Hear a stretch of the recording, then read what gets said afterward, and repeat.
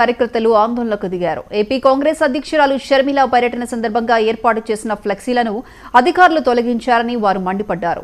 YCP బ్యానర్లు తొలగించకుండా 50 మంది వర్కర్లతో కాంగ్రెస్ బ్యానర్లు తొలగించారని వారు ఆరోపించారు.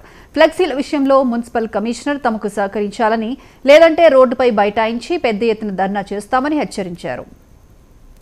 స్వాగతం చెప్పేటటువంటి ప్రయత్నం చేస్తున్నారు.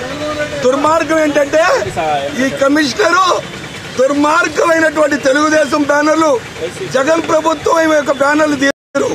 కేవలం కాంగ్రెస్ బ్యానర్లే. తెల్లవారుజామున 5 కాడి నుంచి 50 మంది వర్కర్లను పెట్టి తీశారు. వాళ్ళు అన్నారు, మేమేం చేస్తామండి, మున్సిపల్ కమిషనర్ గారు చేయమన్నారు అంటున్నారు. మేము అడుగుతున్నాం మున్సిపల్ కమిషనర్ గారిని, అమ్మా నువ్వు తీస్తే జగన్ ప్రభుత్వం కూడా తీయండి, పర్మనెంట్ గా సంవత్సరాల బట్టి కూడా ఉన్నారు. తెలుగుదేశం వాళ్ళు ఉండి తీయండి. కాంగ్రెస్ వాళ్ళు ఏం పాపం చేశారమ్మా?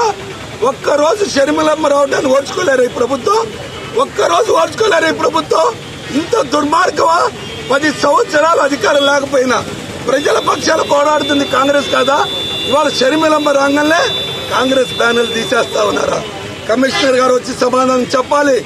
ఈ రిపబ్లిక్ డే రోజున నిజమైన రిపబ్లిక్ డే కోసం పోరాడుతున్నాం.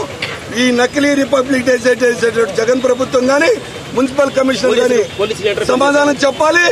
పోలీసు వాళ్ళు వచ్చి మీరు పక్క రండి అని చెప్పేటటువంటి దాన్ని కూడా తీవ్రంగా ఖండిస్తున్నాం. మా రూపాయి రక్తం, మా రూపాయి చెమట కట్టుకుని బ్యానర్లు, ఫ్లెక్సీలు కట్టుకోవడం నేరమండి. మీరు చెప్పండి ప్రజలారా. అటువంటి దుర్మార్గులు, దోచుకున్న దొంగలంతా కూడా బ్యానర్లు కట్టుకుంటే వాళ్ళ జోలికి వెళ్ళరా? ఇళ్ళు వాళ్ళ చించరా? గొడవలతో పెట్టి ముఖాలు కోసేస్తారా?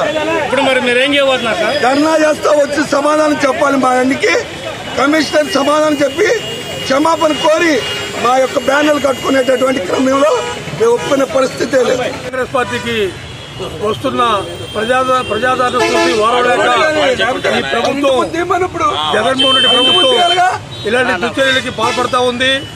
అనేక మంది కాంగ్రెస్ కార్యకర్తలు ఉత్సాహంగా వారు స్వయంగా రూపాయి కూడబెట్టుకున్న డబ్బుతో ఈ బ్యానర్లు ఉత్సాహం కట్టుకుని కాంగ్రెస్ పార్టీకి ఎల్లేని కార్యకర్తలకి నిరుత్సాహం కలిగించడానికి ఈ విధమైన దారుణమైన సంఘటనకి వైసీపీ ప్రభుత్వం పూనుకుంది. దీనికి లోకల్గా ఉన్న ఎమ్మెల్యేలు, మున్సిపల్ సంబంధించిన సిబ్బంది వీళ్ళంతా బాధ్యత వహించాల్సిన అవసరం ఉంది. అధికార పక్షాలకు సంబంధించిన బ్యానర్లు ఒక్కరిలో తొలగించకుండా కేవలం కాంగ్రెస్ పార్టీకి సంబంధించిన బ్యానర్లే తొలగించడానికి ఇవాళ జగన్ ప్రభుత్వం ఏ విధంగా షర్మిలమ్మ గారికి వచ్చిన ప్రజాదరణ చూసి భయపడుతుందో ఒక బాగా ఆలోచించాల్సిన అవసరం ఉంది. చాలా దారుణమైన విషయం. ఇలాంటి నియంతృత్వ ప్రభుత్వం నశించాలి.